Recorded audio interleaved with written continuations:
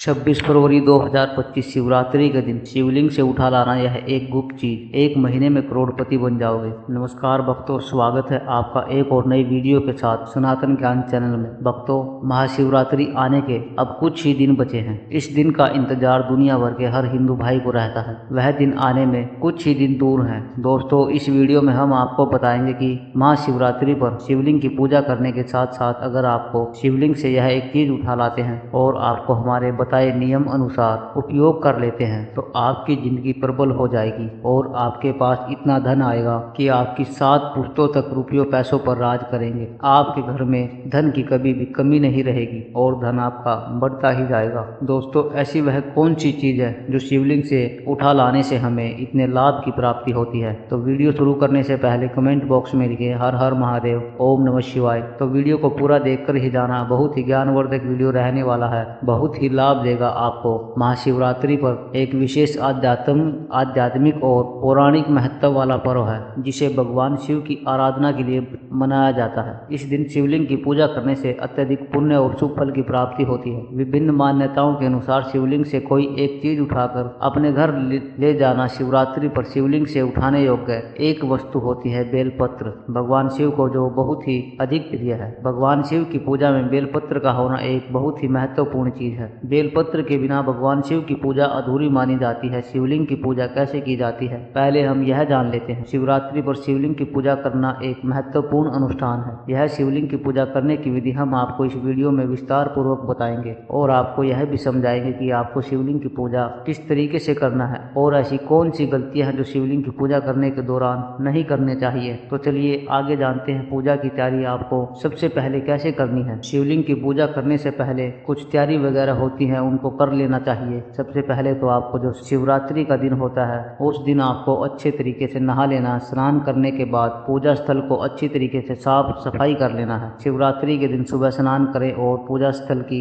अच्छे तरीके से सफाई करें। हो सके तो भक्तों आप ब्रह्म मुहूर्त में उठकर स्नान करें। अगर आप ऐसा कर सकते हैं तो जरूर करें और अगर आप अपने नहाने वाले पानी में थोड़ा सा गंगा जल डाल लें तो और भी अच्छा रहेगा, क्योंकि यह काफी ज्यादा शुभ माना जाता है। अगर आप गंगा जल के साथ स्नान करते हैं तो आपका जो स्नान है स्वच्छ और अधिक स्वच्छ माना जाएगा। शिवलिंग की सफाई आपको कर लेनी है अच्छे तरीके से, उसे पानी से अच्छे तरीके से धो लेना है और सफाई करने के बाद आपको क्या करना है, पूजा की जो सामग्री है उसको एकत्रित कर लेना है। चलिए वह भी जान लेते हैं कि आपको पूजा की सामग्री में क्या क्या लगेगा। तो पहले आप उनको अच्छे तरीके से जान लेते हैं। सबसे पहले आपको फूल और पत्तियां, फल, दूध, दही, घी, चंदन, भस्म और हो सके तो थोड़ी सी भांग भी आप जरूर रखें पूजा की सामग्री में, क्योंकि भांग शिव जी को अत्यंत पसंद है। कहा जाता है कि शिव जी की पूजा में भांग बहुत ही ज्यादा महत्वपूर्ण है। और एक चीज, बेलपत्र का तो बहुत ही ज्यादा महत्व होता है। हो सके तो आप बेलपत्र जो 3 पत्ती वाला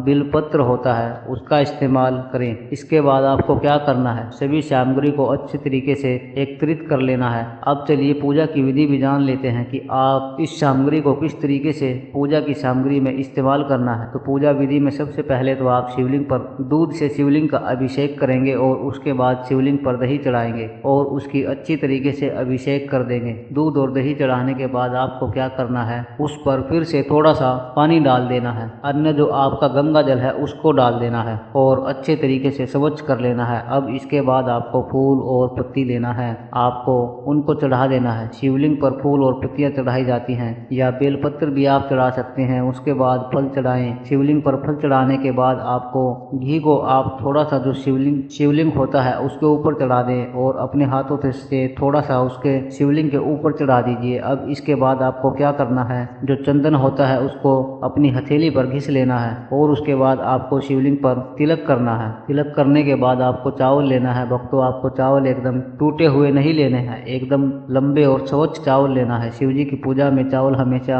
आपके बड़े वाले चावल और एक भी चावल टूटा फूटा या खंडित नहीं होना चाहिए, एकदम बड़े साबुत चावल लेना है। अब इसके बाद आपको तिलक करने के बाद थोड़ी सी भस्म लेनी है और उसको भी आपको शिवलिंग पर चढ़ा देनी है। भस्म चढ़ाने के बाद अब आपको थोड़ी सी भांग लेना है। भांग लेने के बाद आपको उसकी जो शिवलिंग होती है उसको ऊपर चढ़ा देनी है। अब सभी चीज़ों को आपको शिवलिंग पर अर्पित कर देना है। और अगर पूजा में आप हो सके तो थोड़ा सा धतूरा भी ले सकते हैं, क्योंकि शिव जी को धतूरा अत्यंत पसंद है, आप उसको भी चढ़ा सकते हैं। और अगर आपके पास इतनी ही सामग्री है तो आप इतनी ही सामग्री चढ़ा सकते हैं। अब इसके बाद आपको शिवलिंग की परिक्रमा करनी है और शिवलिंग की परिक्रमा करते हुए भगवान शिव की पूजा तो आपने पहले ही कर ली, और इसके बाद आपको परिक्रमा करनी है भगवान शिवलिंग की आपको, और अपनी मनोकामना को बोलना है। अब इसके बाद आपको आरती करनी है, भगवान शिव की आरती करें और इसके बाद आपने जो भी भोग बनाया है भगवान शिव के लिए उसकी सभी लोगों में वह भोग वितरण कर दे। यहाँ पर कुछ महत्वपूर्ण बातें हैं जो आपको व्रत के द्वारा ध्यान में रखना है। व्रत रखें, शिवरात्रि का व्रत रखना एक महत्वपूर्ण अनुष्ठान है। व्रत के दिन जप करें, भगवान शिव के मंत्रों का जप अत्यंत महत्वपूर्ण है। अगर आप व्रत रख रहे हैं तो आपको भगवान शिव के मंत्रों का जाप करना बहुत महत्वपूर्ण है। मैं भगवान शिव के मंत्रों का जाप जरूर ही करना चाहिए। आप ओम नमः शिवाय का जाप कर सकते हैं, आप श्री शिवाय नमस्तुभ्यम का जाप कर सकते हैं, या फिर आप महामृत्युंजय मंत्र का भी जाप कर सकते हैं। मंत्र जपते हुए आपको पूजा करनी है, भगवान शिव का ध्यान करें। अपनी व्रत की सफलता के लिए शिवलिंग पर बेलपत्र चढ़ाते हैं। बेलपत्र चढ़ाते समय आपको यह ध्यान रखना है कि बेलपत्र में 3 पत्ती होनी चाहिए और बेलपत्र कहीं से भी कटी फटी नहीं होनी चाहिए। अगर बेलपत्र 2 दिन पुराना है तो भी चल जाएगा, क्योंकि बेलपत्र को बासी नहीं माना जाता है। बेलपत्र को स्वच्छ जल से धोकर के शिवलिंग पर अर्पित करने से शिव जी की पूजा संपूर्ण हो जाती है। पुराणों और तंत्र शास्त्रों के अनुसार यदि कोई व्यक्ति महाशिवरात्रि के दिन विधि पूर्वक पूजा करने के बाद शिवलिंग पर अर्पित बिलपत्र को श्रद्धापूर्वक उठाकर अपने पास रखता है या उसका उपयोग विशेष अनुष्ठानों में करता है तो उसे विशेष लाभ प्राप्त होता है। बिलपत्र को शिवलिंग से उठाने के लाभ की प्राप्ति होती है। महाशिवरात्रि के दिन शिवलिंग से बेलपत्र उठा लाने से आपको विभिन्न प्रकार के लाभ होते हैं, जैसे कि धन और समृद्धि में वृद्धि होती है। महाशिवरात्रि पर शिवलिंग पर चढ़ाया गया बेलपत्र अत्यंत पवित्र और ऊर्जा से युक्त माना जाता है। इसे तिजोरी या फिर व्यापार स्थल पर रखने से धन की वृद्धि होती है। आप क्या करें कि उस बेलपत्र को लें और अपने जो पूजा स्थान पर रखें, उसे अगले दिन एक लाल कलर के कपड़े में रखकर अपनी तिजोरी में रख दें, जहां पर आप अपना धन रखते हैं। इस उपाय को करने से आपका धन खत्म नहीं होगा और उसमें बढ़ोतरी होती रहेगी। माता लक्ष्मी आपसे प्रसन्न हो जाएगी और आपके घर में हमेशा के लिए वास करेंगी। नौकरी और व्यापार में सफलता मिलती है, स्वास्थ्य में सुधार होता है। शिवलिंग से उठाया गया बिलपत्र यदि नियमित रूप से जल में डालकर पिया जाए तो शरीर से नकारात्मक ऊर्जा दूर होती है। यह मानसिक शांति प्रदान करता है और डिप्रेशन कम करता है।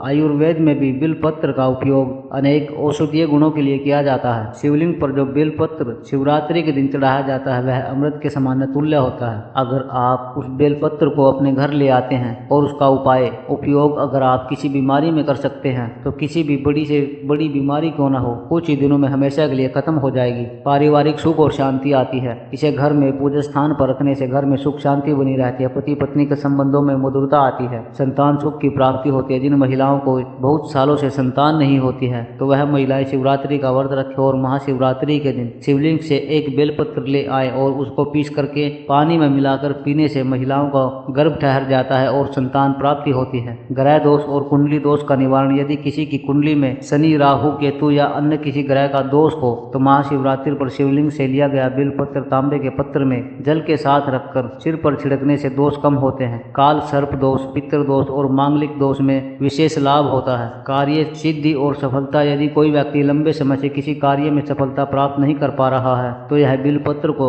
लाल वस्त्र में लपेटकर अपने कार्यस्थल पर रख दे। इससे सभी बाधाएं दूर होती हैं और सफलता जल्दी मिलती है। तंत्र मंत्र और नकारात्मक ऊर्जा से बचाव, महाशिवरात्रि पर शिवलिंग से लिया गया बिलपत्र नकारात्मक ऊर्जा को दूर करने में सहायक होता है। इसे घर के मुख्य द्वार पर रखने से किसी भी प्रकार की बुरी नजर और टोने टोटके का प्रभाव नहीं होता है। रात में सोते समय इसे सिरहाने रखने से भय और बुरे सपने नहीं आते हैं। विद्यार्थियों के लिए विशेष लाभ, यदि कोई विद्यार्थी पढ़ाई में एकाग्रता प्राप्त करना चाहता है तो वह महाशिवरात्रि पर शिवलिंग से प्राप्त बिलपत्र को अपनी किताबों के पास रख सकता है। इससे स्मरण शक्ति बढ़ती है और परीक्षा में सफलता प्राप्ति होती है। महाशिवरात्रि पर बिलपत्र को लेने के नियम और विधि, सुबह जल्दी उठकर स्नान कर लें और स्वच्छ वस्त्र धारण करें। भगवान शिव का ध्यान करें और उनके लिए बेलपत्र, जल, अक्षत, दूध, शहद आदि अर्पित करें। महाशिवरात्रि के दिन शिवलिंग को इन चीजों से अर्पित करना चाहिए। अगर यह चीजें उपलब्ध नहीं है तो तो आप जल से भी शिवलिंग का अभिषेक कर सकते हैं। शिवलिंग के अभिषेक का सबसे विशेष महत्व शिवरात्रि के दिन होता है। पूजा के दौरान ओम नमः शिवाय मंत्र का जाप करें। जब पूजा समाप्त हो जाए तब शिवलिंग पर चढ़ाए गए बेलपत्रों में से केवल 1 या 3 बेलपत्र श्रद्धा के साथ उठाएं। इसे अपने दाएं हाथ में लेकर के प्रणाम करें और घर लाकर किसी पवित्र स्थान पर रखें। यह बेलपत्र हमेशा स्वच्छ और सुरक्षित स्थान पर ही रखें, इसे किसी गंदे स्थान पर ना रखें। दोस्तों, आपको हम बता दें कि शिवलिंग से हम हर प्रकार की चीज उठा करके नहीं ला सकते हैं। जो चीज हम आपको बताए आपको वही उठा करके लाना है। और बेलपत्र को उठाते समय कुछ विशेष जानकारी है जिनको हम आपको बता देते हैं। कुछ विशेष बातों का ध्यान रखा जाता है, जैसे कि बिना पूजा किए या बिना अनुमति के शिवलिंग से कुछ भी उठाना अशुभ माना जाता है। कभी भी जल, दूध या फूल शिवलिंग से ना उठाएं, क्योंकि यह शिव को अर्पित हो चुका है। बेलपत्र को घर लाने के बाद उसका सम्मान करें और गलत स्थान पर ना रखें। इसे नियमित रूप से बदलें और पुराने बेलपत्र को बहते जल में प्रवाहित कर दें। महाशिवरात्रि पर शिवलिंग से बेलपत्र को श्रद्धा और नियमों के अनुसार उठाकर लाने से कई शुभ फलों की प्राप्ति होती है। यह स्वास्थ्य, परिवार, कार्य सिद्धि, तंत्र मंत्र निवारण और मानसिक शांति के लिए अत्यंत लाभकारी माना जाता है। हालांकि इसे पूरी आस्था और सही विधि से उठाना आवश्यक है, अन्यथा इसका प्रभाव नकारात्मक भी हो सकता है। यदि आप महाशिवरात्रि के दिन यह उपाय करते हैं तो निश्चित रूप से आपको मनोवांछित फल की प्राप्ति होगी। तो हम आपको शिवरात्रि के व्रत में क्या आप खा सकते हैं और क्या नहीं खा सकते उस संबंधित जानकारी भी जान लेते हैं। तो शिवरात्रि के व्रत में हमें कौन सी चीज का सेवन करना वर्जित है और कौन सी चीज का सेवन करना वर्जित नहीं है, अब उस पर भी थोड़ी सी चर्चा हम कर लेते हैं। तो सबसे पहले हम जानेंगे कि शिवरात्रि व्रत में हमें क्या खाना चाहिए जिससे हमारा व्रत बना रहे और उसमें कोई प्रॉब्लम ना हो, कोई बाधा ना हो, ना ही वह खंडित हो। शिवरात्रि के व्रत में फलाहार किया जा सकता है। इस व्रत में अन्न का सेवन कम करना चाहिए। वहीं कुछ खास तरह के व्रत के भोजन किए जा सकते हैं। शिवरात्रि के व्रत में क्या खाया जा सकता है, जैसे सेब, केला, संतरा, अनार जैसे फल खाए जा सकते हैं। साबूदाने की खिचड़ी, लड्डू, हलवा खाया जा सकता है। कुट्टू का पराठा खाया जा सकता है। नारियल पानी और समा के चावल की खीर भी खाई जा सकती है। ड्राई फ्रूट जैसे काजू, किशमिश, बादाम, मखाना खाए जा सकते हैं। ठंडाई भी पी जा सकती है। धनिया, जीरा और सौंफ जैसे खाद्य पदार्थ भी खाए जा सकते हैं। और भक्तों, एक और महत्वपूर्ण चीज, जैसे आप शिवरात्रि के व्रत में खिचड़ी, जो साबूदाने की खिचड़ी है, उसको खाना सबसे ज्यादा शुभ माना जाता है। कहा जाता है कि अगर आप शिवरात्रि के दिन अगर साबूदाने की खिचड़ी बनाते हैं और उसका दान करते हैं तो इसको हिंदू शास्त्र में काफी ज्यादा शुभ माना जाता है। कहा जाता है कि आप फलाहार के दौरान अगर आप खिचड़ी बना रहे हैं तो अगर आप पहले खिचड़ी बना ले और आप उसको व्रत के बाद तब खाएं, जब उसको आप एक किसी कन्या को जरूर खिला दें और कन्या को देने के बाद खुद फलाहार करें। अगर आप ऐसा करते हैं तो यह आपके लिए बहुत ही ज्यादा अच्छा होगा। चलिए भक्तों, यहाँ पर हमने उन चीजों के बारे में जाना जो हमें व्रत के दौरान करना चाहिए। अब हम आपको एक और महत्वपूर्ण जानकारी बता देते हैं, जैसे कि आपके यहाँ व्रत रखते हैं तो कब फलाहार किया जाता है, आप हमें कमेंट बॉक्स में जरूर बताएं। चलिए अब हम आपको यह बता देते हैं कि फलाहार कब और कैसे करना है। जिस दिन शिवरात्रि का व्रत रखा जाता है आपको उस पूरे दिन ही व्रत रखना है। आप इस व्रत में पानी पी सकते हैं, फलाहार नहीं कर सकते। अगर आप दिन में एक बार फलाहार करते हैं तो आपको रात को नहीं करना है और ना ही खाना खाना है। आप जो अगर रात के टाइम में फलाहार कर सकते हैं, आप कोई भी एक टाइम फल वगैरह खा सकते हैं और हो सके तो आप खिचड़ी वगैरह भी बना करके खा सकते हैं। इस व्रत में आपको सुबह खाना खाना होता है नहाने के बाद, और उसके बाद शिवलिंग की पूजा अर्चना करने के बाद आपको जो भी अपने लिए खाना बनाया है उसको थोड़ा सा शिव जी को चढ़ाना चाहिए और उसके बाद आप अपने व्रत का खुलासा कर सकते हैं, मतलब अपने व्रत को खोल सकते हैं। तो भक्तों, आप कमेंट बॉक्स में जरूर बताएं कि आपके यहाँ व्रत कैसे किया जाता है और व्रत का पारण कब किया जाता है। अब जान लेते हैं कि शिवरात्रि के व्रत में कौन सी चीज है जो हमें नहीं करना चाहिए, उन चीजों के सेवन से हमें बचना चाहिए। शिवरात्रि के व्रत में क्या नहीं खाना चाहिए, गेहूं या चावल का सेवन नहीं करना चाहिए। साबुत अनाज से बनी कोई भी चीज नहीं खानी चाहिए। लहसुन और प्याज का सेवन नहीं करना चाहिए। कहा जाता है कि लहसुन और प्याज, मांस, मदिरा हो सके तो आप लहसुन प्याज से दूर रहें। ज्यादा तला भुना नहीं खाना चाहिए। दूध और दही का सेवन करने से बचना चाहिए। शिवरात्रि के व्रत में अगर बिना नमक के रह पाना मुश्किल हो तो सेंधा नमक का इस्तेमाल किया जा सकता है। भक्तों, आपको यह शिवरात्रि से संबंधित जानकारी कैसी लगी हमें कमेंट बॉक्स में जरूर बताएं। और अगर आपने अभी तक कमेंट बॉक्स में हर हर महादेव ना लिखा हो तो जरूर कमेंट बॉक्स में हर हर महादेव लिख दें। अगर चैनल पर नए हैं तो चैनल को सब्सक्राइब जरूर ही कर ले, ताकि और भी शिवरात्रि से संबंधित ज्ञानवर्धक जानकारी आपको सीधे नोटिफिकेशन के माध्यम से आपको सबसे पहले प्राप्त हो सके। वीडियो के अंत तक बने रहने के लिए आप सभी का धन्यवाद। श्री शिवाय नमस्तुभम, हर हर महादेव। श्री शिवाय नमस्तुभम, हर हर महादेव। भक्तों, महाशिवरात्रि के दिन कुछ महत्वपूर्ण उपाय करने चाहिए। इस दिन विशेष रूप से गौ माता की सेवा करने से विशेष फल प्राप्त होता है। दोस्तों, शास्त्रों में गाय माता को कहा गया है। गाय को हिंदू धर्म में माता कहा गया है और समस्त देवी देवता भी इनका पूजन करते हैं। गाय के ये 6 अंग गोबर, मूत्र, दुग्ध, दही और घी, यह अत्यंत पवित्र और शुद्धि के साधन भी है। गोबर से बिल्वपत्र उत्पन्न हुआ था, उसमें लक्ष्मी विद्यमान है, इसलिए इसे श्री वृक्ष कहा जाता है। गोबर से ही कमल के बीज उत्पन्न हुए थे। गोमूत्र से गूगल की उत्पत्ति हुई थी, जो देखने में बहुत प्रिय और सुगंध से युक्त है, जो सभी देवों का आहार है। संसार में मूलभूत से उत्पन्न है। घी से अमृत उत्पन्न होता है, जो देवों को तृप्त करता है, देवों की तृप्ति का साधन है। गाय से ही यज्ञ प्रवृत्त होता है। गौ माता के शरीर में 33 कोटि देवी देवताओं का निवास स्थान होता है। गाय एक अत्यंत पवित्र, निर्मल, शांत, निष्पाप जीव है। ऋग्वेद में इसे संसार का पालन पोषण करने वाली कामधेनु माता कहा गया है। इसके दर्शन मात्र से मनुष्य के हजारों पाप नष्ट हो जाते हैं। इसलिए कभी भी निष्पाप गौ माता पर अत्याचार नहीं करना चाहिए। गाय को कभी मारना नहीं चाहिए और कभी भी इन्हें कष्ट नहीं देने चाहिए। गाय को मारना शास्त्रों में सबसे बड़ा पाप माना गया है। जो मनुष्य गाय की निस्वार्थ भाव से सेवा करेगा, वह सुख समृद्धि प्राप्त करेगा। जो स्त्री रसोई में बनी पहली रोटी गाय माता को खिलाएगी, वह सदा सुहागन और सौभाग्यशाली रहेगी। जो लोग अपने घर में गाय से प्राप्त पंचगव्य को घर में रखेगा, उसके घर में कभी भी दुख दरिद्रता नहीं आएगी। जो व्यक्ति प्रतिदिन किसी न किसी तरह से गौ माता की सेवा करता है, वह सबसे अधिक पुण्यवान बन जाता है। शास्त्रों में गौ माता को माँ लक्ष्मी का रूप माना गया है, इसलिए इनकी पूजा करने से दरिद्रता दूर होती है। प्राचीन काल से ही गौ माता की सेवा और संरक्षण करने की परंपरा चली आ रही है। कई ऋषि मुनि अपनी कुटिया में गायों का पालन करते थे तथा राजा महाराजा गायों का दान करते थे। गायों के दान को सबसे बड़ा दान कहा गया है। गाय का दान करने से सभी जन्मों के पाप नष्ट हो जाते हैं और मनुष्य को मोक्ष की प्राप्ति होती है। गौ माता के दर्शन करना बहुत शुभ होता है। शास्त्र कहते हैं, रोज सुबह गाय के दर्शन होने से पुण्य की प्राप्ति होती है और सुबह गोबर के दर्शन होने से लक्ष्मी की प्राप्ति होती है। अगर किसी महत्वपूर्ण कार्य के लिए आप जा रहे हैं और अचानक ही गौ माता आपके रास्ते में आ जाती है, तो वह कार्य निश्चित ही सफल हो जाता है। किसी भी यात्रा पर निकलते समय अगर गौ माता के दर्शन हो जाएं, तो वह यात्रा सुखपूर्वक पूर्ण हो जाती है। इसमें संशय नहीं है कि कुंडली में यदि पितृदोष होता है, तो अन्य उपायों के साथ साथ गौ माता को प्रतिदिन रोटी और घास खिलाने से लाभ होता है और पितृदोष से मुक्ति मिलती है। इसी तरह कुंडली दोष में यदि शनि की 7.5 ढैया या महादशा है, तो हर शुक्रवार और अमावस्या को काले रंग की गाय को घास या रोटी खिलाएं और उसकी पूजा करें। इससे शनि दोष कम होता है। गौमूत्र यानी कि गाय का मूत्र बहुत ही उपयोगी, पवित्र और स्वास्थ्य की दृष्टि से अत्यंत हितकारी होता है। आध्यात्मिक दृष्टि से तो गौमूत्र का महत्व है, बहुत ही महत्व है। साथ ही साथ वैज्ञानिक और स्वास्थ्य की दृष्टि से भी गौमूत्र के बहुत से लाभ बताए गए हैं। गौमूत्र में बहुत से खनिज पदार्थ और स्वास्थ्यवर्धक तत्व होते हैं, जो हमारे शरीर की शुद्धि करते हैं और बहुत से रोगों से भी बचाते हैं। साथ ही गौमूत्र छिड़कने से वातावरण में शुद्धता और पवित्रता व्याप्त हो जाती है। इसलिए हमारे शास्त्रों में शरीर को निरोगी रखने के लिए प्रतिदिन गौमूत्र का सेवन करने तथा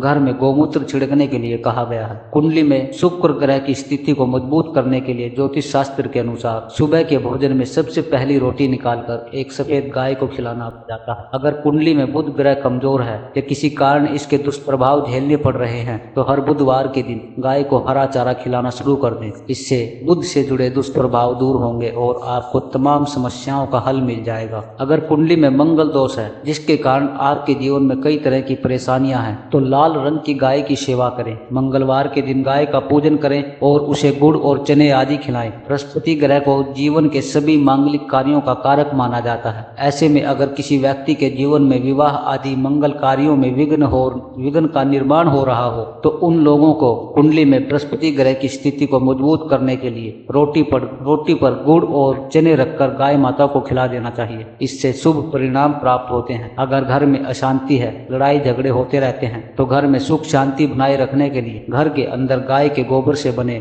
उपले को जलाना चाहिए और उसका धुआं संपूर्ण घर में फैलाना चाहिए। इससे घर की नकारात्मक ऊर्जा नष्ट होती है और सकारात्मक ऊर्जा में वृद्धि होती है। गाय के दूध, दही, घी, गोबर और गोमूत्र से बनने वाले मिश्रण को पंचगव्य कहते हैं। पंचगव्य को पाप नाशक कहा जाता है और हिंदुओं की एक और धार्मिक विधि प्रायश्चित करने में इसका उपयोग किया जाता है। पंचगव्य को बनाने वाली सभी वस्तुएं अत्यंत उपयोगी होती हैं, जो स्वास्थ्य के लिए लाभदायक साथ ही औषधीय गुणों से भी भरपूर हैं। अगर द्वार पर गौ माता आती है तो उसे बिना रोटी खिलाए जाने मत देना, नहीं तो दुर्भाग्य का सामना करना पड़ेगा, क्योंकि जिसके द्वार से गाय बिना कुछ प्राप्त किए लौट जाती है उसके घर से लक्ष्मी चली जाती है। प्रत्येक स्त्री को प्रतिदिन गाय के लिए एक रोटी बनानी चाहिए और प्रेम से गौ माता को खिलानी चाहिए। इससे गौ माता का आशीर्वाद प्राप्त होता है और मन की सभी इच्छाएं पूर्ण होती हैं। कुछ लोग गौ माता को बासी भोजन अथवा दूधन खिला देते हैं, इससे शास्त्रों में पाप माना गया है। आप किसी अन्य पशु को खिला सकते हैं, लेकिन गाय को कभी भी झूठन नहीं खिलाना चाहिए। भूख लगने के कारण गौ माता उस अन्न को ग्रहण तो कर लेती है, लेकिन इसका पाप उस व्यक्ति को लगता है जो गाय माता को ऐसा बासी भोजन खिलाता है। गाय एक शाकाहारी और पवित्र पशु है, इसलिए गाय के भोजन में कभी भी